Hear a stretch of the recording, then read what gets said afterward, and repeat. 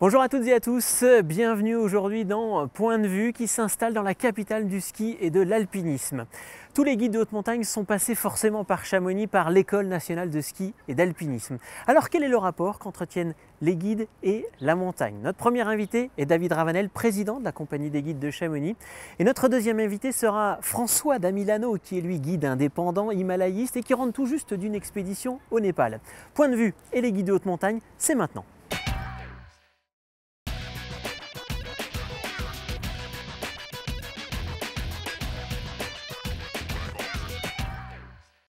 Elle prépare son bicentenaire avec des festivités prévues en 2021. Mais à Chamonix, la pratique de l'alpinisme est bien plus ancienne encore.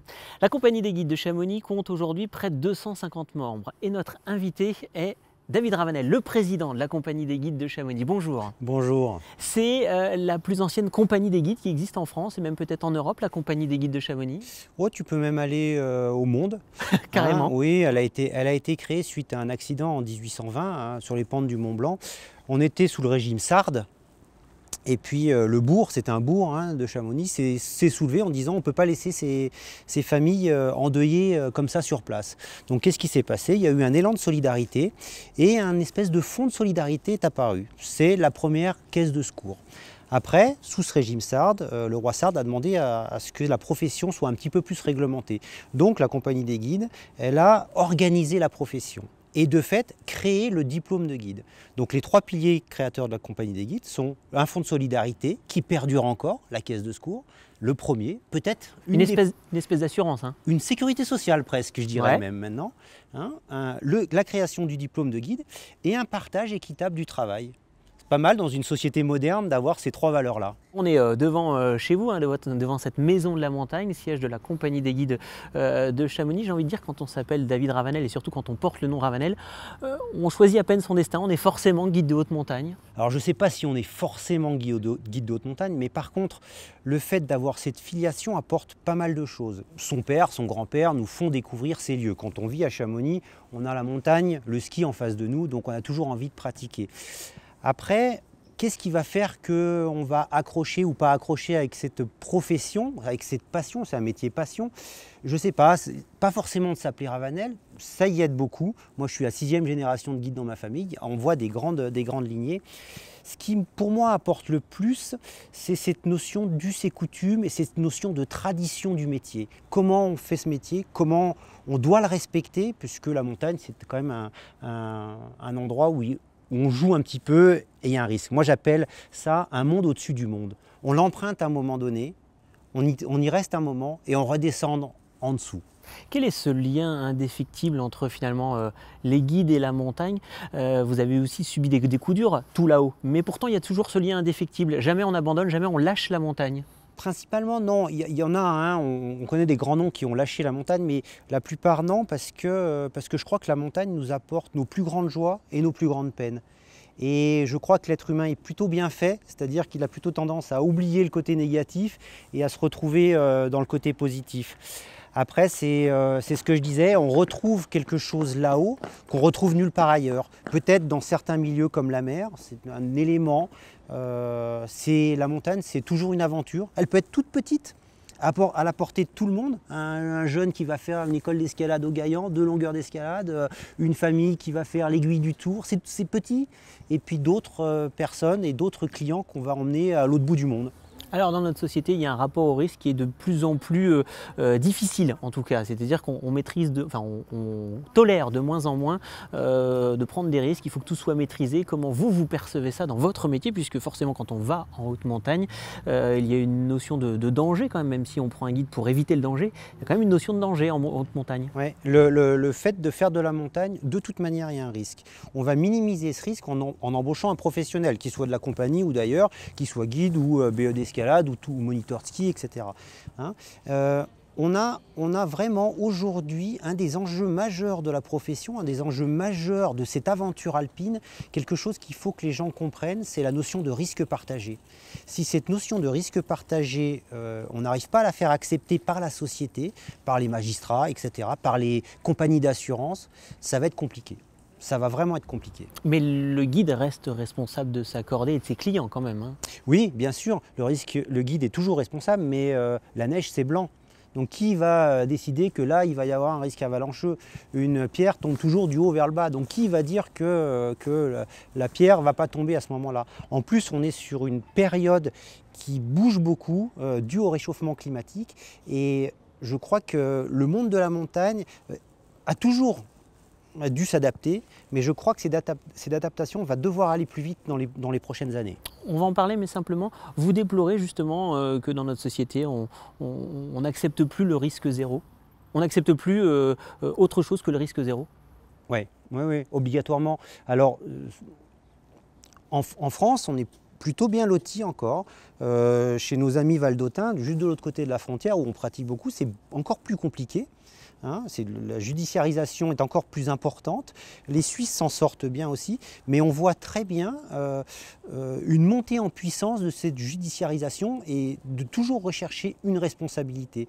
Mais pour moi, la responsabilité, il faudrait peut-être la chercher au niveau de la montagne. Est-ce que la montagne est responsable? Non. Et là, ça devient compliqué. Alors justement, on en a dit un petit mot tout à l'heure, cette évolution de la montagne. Vous êtes guide depuis un certain nombre, vous avez déjà un certain nombre d'années, vous avez votre propre expérience, et puis vous bénéficiez de l'expérience de tous les guides qui sont passés à la compagnie des guides, des anciens. Ouais. Comment elle évolue cette montagne? On voit bien des évolutions. Je peux vous donner plusieurs exemples. Un des premiers exemples, je vais prendre l'exemple de mon père, qui a fait une grande carrière de guide. Il parlait de ski de printemps. C'est-à-dire qu'on ne faisait de la peau de phoque ou du ski de randonnée qu'au printemps. Ça s'appelait ski de printemps. De mars à avril. Voilà, mars-avril. Avant, on n'en entendait pas parler. Voilà. Et puis maintenant, on voit bien que dès qu'il y a les premières neiges, tac, les gens sortent en peau de phoque, ils sortent en ski de randonnée, et ainsi de suite. Et on voit bien toutes ces évolutions qui sont aussi des évolutions de société, c'est-à-dire qu'une clientèle qui était à Chamonix avant, qui vivait dans les chalets familiaux, venait ici tout le mois de juillet, tout le mois d'août, se préparait, prenait le temps de s'acclimater, prenait le temps, etc. On voit maintenant que la consommation entre guillemets de la montagne est bien différente parce que le client ou la personne qui vient, elle est là sur son ordinateur, chez elle, généralement en ville puisque 80% de la clientèle est citadine, tape sur son ordinateur, trouve les conditions de course, trouve les conditions météorologiques, peut réserver un guide via internet et se pointer pour faire un week-end. Et on voit très bien qu'il y a une vraie grosse différence de l'attente et du besoin du client. Parce qu'il ne faut toujours pas oublier que sans client, il n'y a pas de guide. Il n'y a pas de guide. Il n'y a pas de guide. Voilà. Mais du coup, les clients sont plus maintenant des consommateurs dans l'instantanéité? Oui.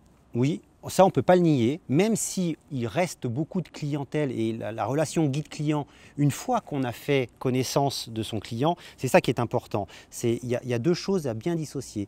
Le primo-accédant à la montagne, qui est ce client derrière sa tablette, ou etc., ou qui est venu ici, ou qui est venu faire un trail, ou qui est venu se balader, et qui dit tiens, maintenant je vais monter là-haut. Et puis après, une fois que cette clientèle, le guide l'a eu entre les mains, puisqu'il y a une relation très particulière entre le guide et le client, une fois qu'il y a ça, on peut lui expliquer, on peut prendre le temps de lui expliquer, lui dire que pour aller sur tel sommet, comme c'est en altitude, on doit s'acclimater, il faut s'entraîner, que la condition physique c'est importante, que savoir se servir de son matériel c'est important, parce que si je sais mettre mes crampons, les enlever, mettre mon piolet, me servir de mon piolet, je serai beaucoup moins fatigué. Et ça, c'est deux phases bien différentes pour moi, que je dissocie bien. Et ça peut être compliqué de dire non à un client, les conditions en montagne ne sont pas bonnes, on n'y va pas? Parce que c'est aussi le client qui vous paye. Ça, c'est pareil, c'est quelque chose qui ne s'apprend pas à l'École nationale de ski et d'alpinisme, parce que c'est de l'expérience. Le renoncement, ça ne s'apprend pas? Non, ça ne s'apprend pas comme ça, parce que c'est pas facile. Le renoncement d'aller en montagne, tous les gens qui passent le diplôme de guide ont renoncé à faire une course parce que les conditions n'étaient pas bonnes, il a trop neigé la veille, etc. C'est ça.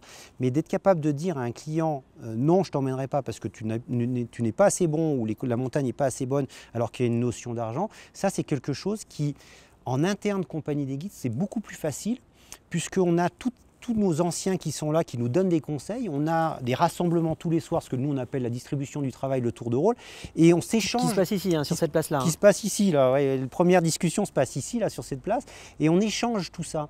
Et on a vite fait d'avoir un ancien qui dit oh là là, excuse-moi l'expression, t'emmerde pas avec ça, va pas là, c'est pas bon, va plutôt là, etc., etc. Vous vous basez sur une ancienneté qu'on voit dans votre livre. Alors ce livre, expliquez-nous ce que c'est quand même. Alors là, je vous ai amené quelque chose qui est pour moi quelque chose d'important au sein de la compagnie des guides. C'est le livre des 1000 premières ascensions du Mont Blanc. Donc tu vois, donc la première, elle remonte de à 1786, hein, Paccard-Balma, jusqu'à 1916. Donc il y a les 1000 noms avec les 1000 guides qui ont fait ça. Voilà. Tu vas trouver dedans Marie Paradis, qui était la première femme à faire le Mont Blanc, qui était la 9e ascension, etc. etc. Voilà. Alors, c'est pour ça que le rôle des compagnies des guides, et le rôle de la tradition va être important dans ce qui va se passer avec cette notion d'ubérisation du métier de guide, de toutes les activités, parce que ça permet de garder ce que l'on appelle les us et coutumes. Ça permet de se dire, la tradition, les anciens faisaient comme ça, même s'il faut bien évoluer avec son temps. Moi j'allais dire, il y a des fois un petit côté désuet de la tradition quand même, non? Oui, il peut, mais par contre, de l'autre côté, il y a pourquoi ils ont fait ça? Pourquoi les anciens appelaient le ski de printemps?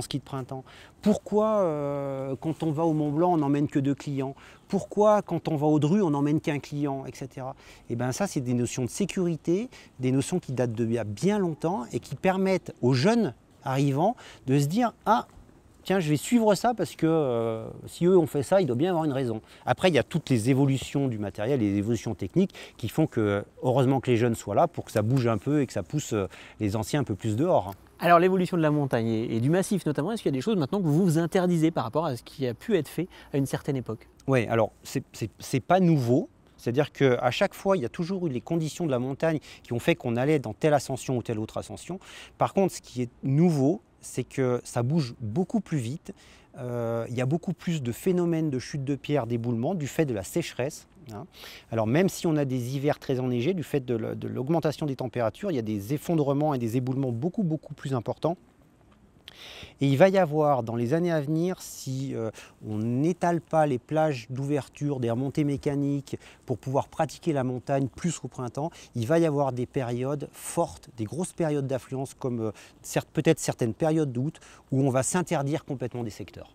Il y a certains secteurs, c'est complètement banni entre guillemets? Alors ça dépend des années, mais par exemple on peut donner le secteur de la Tour Ronde. Alors je vais dire frontière Val d'Autène et Chamonix, hein, ou Italie et France, et ben c'est un secteur où tout le mois d'août on n'y a pas été.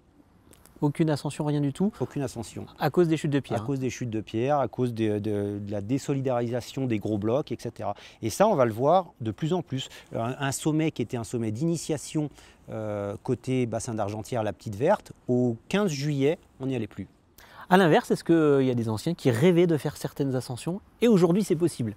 Oui, alors à l'inverse, ça fait pareil, c'est-à-dire qu'il y a des voies qui étaient, ou des glaciers qui étaient très crevassés, qui se sont tellement aplatis, qui ont tellement fondu qu'il y a des approches beaucoup plus faciles. Tiens, je peux te donner un exemple sur un chiffre qui est très parlant.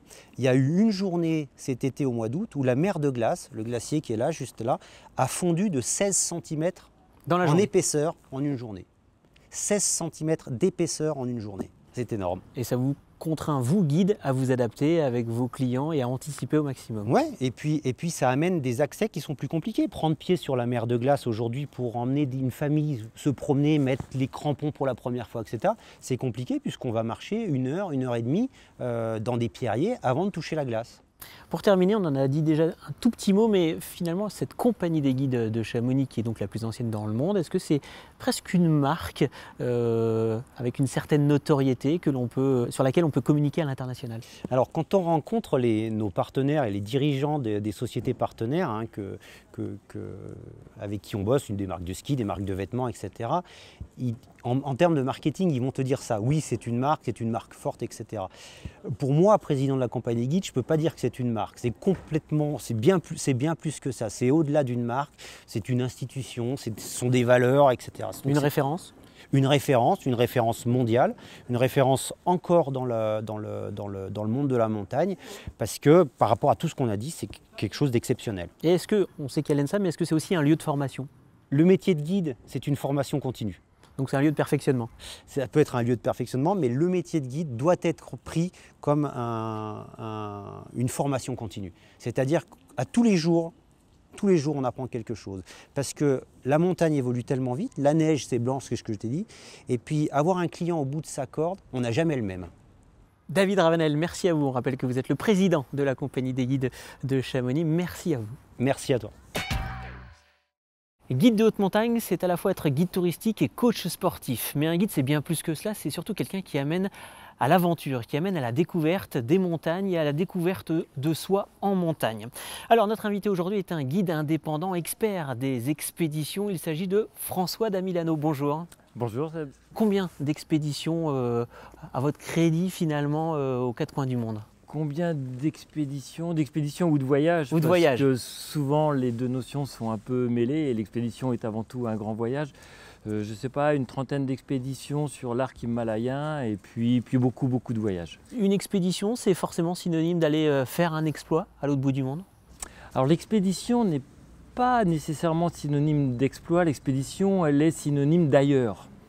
Ce que nous aimons, nous les guides, nous les grimpeurs et ce qu'aiment nos clients la plupart du temps, c'est être un pas de côté et d'aller voir là où on ne connaît pas bien, là où on n'a pas forcément toutes les informations, ou bien là où on a rêvé d'aller, parce que bien évidemment la littérature alpine, la filmographie himalayenne est porteuse de rêves et souvent les projets de voyage et d'expédition naissent aussi d'une image vue, d'un texte lu et puis on a envie d'aller voir. Alors les voyages, les expéditions, comment est-ce que ça fonctionne? D'abord, il y a une économie autour de cela, des clients pour partir en expédition. Comment est-ce que c'est financé et qui paye?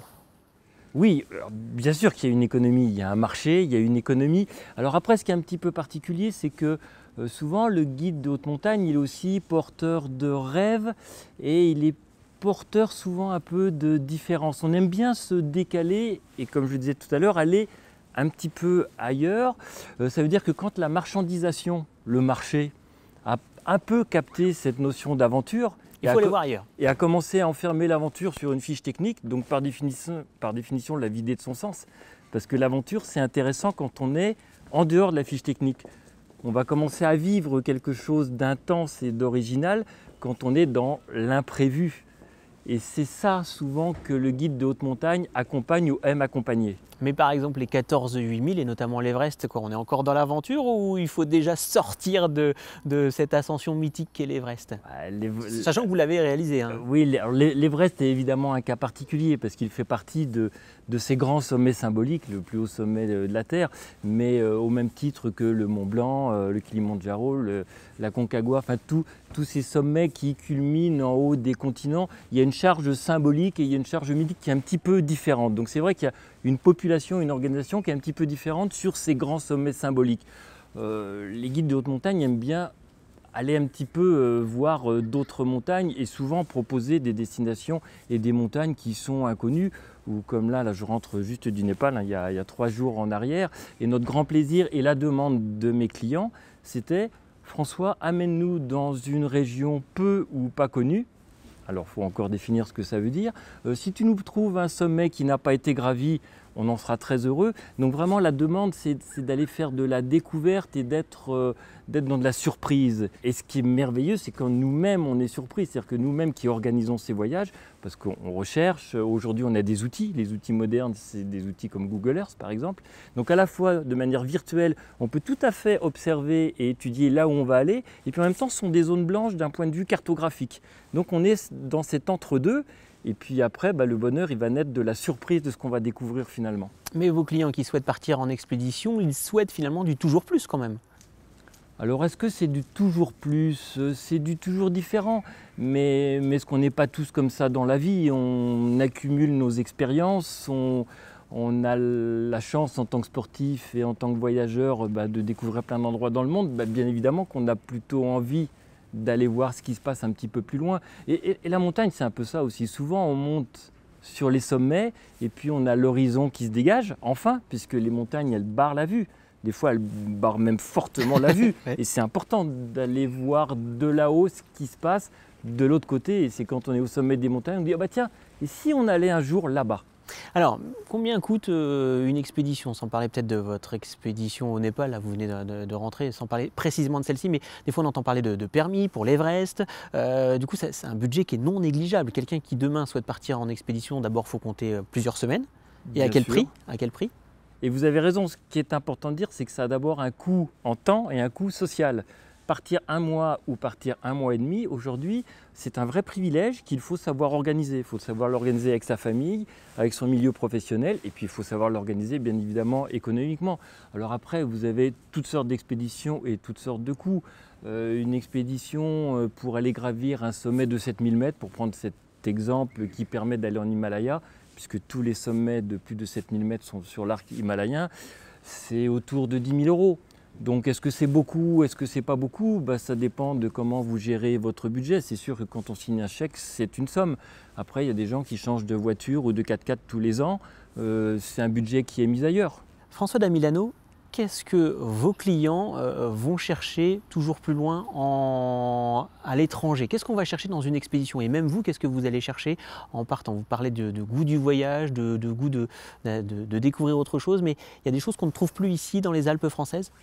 Déjà, il faudrait poser la question à mes clients, bien évidemment. Mais vous-même, il y a des choses que vous ne trouvez plus ici, que vous trouvez qu'en expédition? J'ai le plaisir de voyager qui est similaire à ceux de mes clients, bien évidemment. À un moment donné, on a une communauté d'esprit qui fait qu'on va partager ce voyage. Je pense qu'on a toujours besoin d'être un peu surpris, un peu ébloui, et puis on apprivoise un paysage quand on est ici dans le massif du Mont-Blanc. C'est l'un des plus beaux endroits au monde. Je ne suis pas natif de Chamonix, donc je peux me permettre. Vous êtes du Mans, hein. Je peux me permettre de le dire. Mais malgré tout et malgré nous, on s'habitue à voir le Mont Blanc tous les jours, même si on est émerveillé par un coucher de soleil, etc. Donc on a toujours envie d'aller voir un petit peu ailleurs. Donc ça participe de ça, le voyage. Et puis, il ne faut pas oublier quand on va en Himalaya, ça veut dire qu'on part en Asie, ça veut dire qu'on va dans des pays comme le Népal ou le Tibet. Donc il y a à la fois une forte charge émotive, mais également culturelle. Il y a le côté esthétique, mais on est aussi dans une toute autre culture qui est très bousculante pour nous. Ce n'est pas forcément facile de pénétrer la culture de l'Asie et puis à un moment donné de cheminer sur ces grandes vallées où on va découvrir des populations semi-nomades. On a l'impression qu'ils vivent exactement comme vivaient nos ancêtres il y a pas 200 ans, il y a 2000 ans. Et c'est très fort et on se demande d'ailleurs par moments ce qu'on fait un peu ici, qu'est-ce qu'on vient voir, qu'est-ce que l'on vient ressentir. Probablement se conforter que chez nous, c'est pas si mal. C'est pas si mal, ouais, c'est ce que j'allais dire. Et on trouve que notre confort de la vie quotidienne qu'on oublie dans les soucis du quotidien, on les trouve merveilleux quand on rentre d'expédition. Ça permet de remettre les choses en place. Je ne sais pas si ça permet de remettre les choses en place, mais en tout cas, ça permet d'apprécier son quotidien aussi. Il faut sortir du quotidien pour l'apprécier. Alors, quand on parle d'expédition, on parle souvent d'alpinisme professionnel. Est-ce que dans ce milieu de l'alpinisme professionnel, est-ce qu'on a une espèce de culte de l'exploit, de la performance? Forcément. Oui, bien sûr que dans notre milieu, il y a une forte culture de la performance. Bien évidemment. Le premier A. Et puis une forte culture de la différenciation. Mais depuis le début de l'alpinisme, et puis c'est très fortement ancré de toute façon dans nos sociétés de performance. Réaliser quelque chose d'original, réaliser quelque chose de différent, c'est se positionner socialement. Et les alpinistes se positionnent socialement dans leur activité qui est à la limite du transgressif par ailleurs, puisqu'il y a cette notion du risque, il y a cette notion de la rupture, cette notion de la parenthèse. Donc on joue avec cette notion du transgressif. Mais avec vos clients, il y a quand même un risque de finalement un peu trop démocratiser la performance, d'aller peut-être un petit peu trop près de certaines limites? En fait, la question que je me pose actuellement, ce n'est pas tant la démocratisation de la performance, parce que de toute façon, le sport, c'est mouvement, donc le niveau ne va cesser d'augmenter et les générations qui arrivent derrière vont nous pousser allègrement et nous impressionner de toute façon. Non, on se pose plus des questions aujourd'hui sur voilà, ce voyage que je viens de réaliser au Tibet où je découvre des montagnes oubliées, des montagnes de Limi avec plein de sommets vierges. Est-ce qu'il ne fallait pas les laisser? Qui sont absolument merveilleux. Est-ce qu'il ne faut pas les laisser? Est-ce que je dois en parler? Je suis un homme d'image, j'aime raconter des histoires. Oui, parce que vous êtes aussi réalisateur et éditeur. Donc évidemment, on prépare un film, on fait des photos, on va partager, parce qu'il y a aussi un goût et un plaisir du partage. Mais à quel moment je dois les nommer, ces montagnes? Est-ce que je ne dois pas faire ce prochain film en montrant la beauté de ces lieux et en essayant de partager les émotions fortes que j'ai vécues, mais sans nommer l'endroit, parce que je vais participer à développer le tourisme dans cet endroit. À développer éventuellement le tourisme, qui peut être quelque chose d'intéressant pour les gens. Ça leur permet de vivre aussi. Parce que bien évidemment, ils ont envie aussi de se développer. Mais c'est vrai qu'on est sur ces réflexions-là et ce n'est pas toujours simple d'y répondre en sortant de tout manichéisme. Des questions éthiques, des questions humaines, environnementales, tout ça se mélange en fait. Tout est lié, mais de même que nos propres actions de voyageurs et de voyagistes en tant que guide d'haute montagne. Aujourd'hui, on est tous conscients des problématiques de la planète. Et qu'est-ce que je fais de mon métier de voyageur ? Combien de fois je prends un avion transcontinental par an ? Qu'est-ce que je fais de tout ça ? Les réponses ne sont évidemment pas simplistes. Peut-être même que ce n'est pas la bonne question, mais en tout cas, ce sont des interrogations qui agitent notre milieu de voyageurs et de guides. Est-ce que la relation client-guide est différente à l'étranger que peut l'être ici en France ou en Europe en s'appuyant sur une compagnie de guides ou un guide indépendant? Mais est-ce qu'il y a une vraie différence ou pas? Là, vous partez pour 3 semaines, 4 semaines, 5 semaines, 6 semaines d'expédition. Il y a des choses qui changent? Oui, dans le voyage, la relation est différente parce que la durée est différente. Sur une expédition, sur un haut sommet, on va vivre en communauté, en petite communauté, avec nos compagnons de voyage, avec nos clients pendant 4, 5, 6 semaines. C'est pas banal, c'est pas bénin. Et puis il ne faut pas oublier que l'altitude, c'est un très fort décapant social. Ça met à nu les sentiments, les relations, les réactions. Il se passe beaucoup de choses à l'intérieur d'une expédition. Et ça peut très bien se passer, ça peut très mal se passer. En tout cas, ça peut être chaotique, c'est pas quelque chose de... Chacun est remis à sa place en tout cas. Je ne sais pas si chacun est remis à sa place, mais chacun est décapé. Parce que, une fois de plus, l'image, elle est flatteuse. Mais quand on regarde une image, on n'a pas froid, on n'a pas faim, on ne souffre pas du mal aigu des montagnes, des symptômes... Tout va bien. Tout va bien dans un fauteuil de cinéma ou dans son fauteuil quand on lit un livre. La réalité d'une expé, elle est beaucoup plus dure dans le quotidien que cela. Il faut une certaine abnégation pour bien vivre une expédition et pour bien l'accepter. Et il y a des gens qui ont le caractère pour ça et il y a des gens qui ne supportent pas du tout. J'en viens maintenant à une autre facette de votre personnalité. Vous êtes donc, j'ai envie de dire conteur, mais en tout cas vous êtes réalisateur de films, éditeur, avec cofondateur d'une maison d'édition, JM Édition. Vous sortez notamment des topos comme ceci. Vous aimez les livres et vous dites « parce que l'alpinisme n'existe pas sans récit ». Ça demande un mot d'explication. C'est un peu le slogan de votre maison d'édition, oui, JM Édition. Oui. Mais j'en suis persuadé, l'alpinisme n'existe pas sans récit. Et je veux dire par là tout simplement que ce que l'on vit très fortement et intérieurement, on le vit là-haut, loin sur les montagnes, il n'y a pas de spectateurs. Donc il faut le raconter. Donc à un moment donné, il y a un média et on le raconte. Alors on peut le raconter de diverses manières. On peut le raconter au bar des sports en redescendant dans la vallée autour d'une chopine de bière. Mais les premiers alpinistes ont tout de suite écrit. Ils ont écrit et décrit. Ils ont expliqué et les topos, ce sont les premiers livres qui ont constitué la littérature alpine. Les voyageurs se sont toujours racontés, bien évidemment. Et donc on sait bien que notre culture alpine, elle existe avant tout à travers les mots. Donc un guide de haute montagne, si je comprends bien, est avant tout un voyageur. Ouais, je crois que c'est une assez bonne définition. On voyage parce qu'on part de chez soi et qu'on emmène avec nous nos compagnons. Et c'est cette dimension de l'ouverture sur un espace et sur un milieu particulier qui est très forte dans le métier de guide. François Damilano, merci à vous. C'est moi qui vous remercie. Alors, pour en savoir plus sur vous, sur votre vie, il y a un livre qui est sorti. Alors, ce n'est pas votre maison d'édition, JM Édition, qui sort ce livre, ce sont les éditions Paul Sen-Guérin. Voilà, et c'est une biographie. Une biographie. Donc c'est pas moi qui ai écrit, il y a un auteur, il y a un écrivain derrière qui s'appelle Cédric Sapin-Defour et ce sont ses mots à lui. Si vous voulez en savoir plus sur François Damilano, toute sa carrière, notamment les cascades de glace, eh bien tout est dans cet ouvrage qui vient de sortir. Merci à vous François Damilano d'être intervenu dans Point de Vue. C'est moi qui vous remercie. C'est la fin de ce numéro de Point de Vue. On se retrouve évidemment la semaine prochaine. Merci au Grenier Alpin, notre partenaire. Et puis pour revoir cette émission grâce au replay, c'est sur notre site internet montblanclive.com.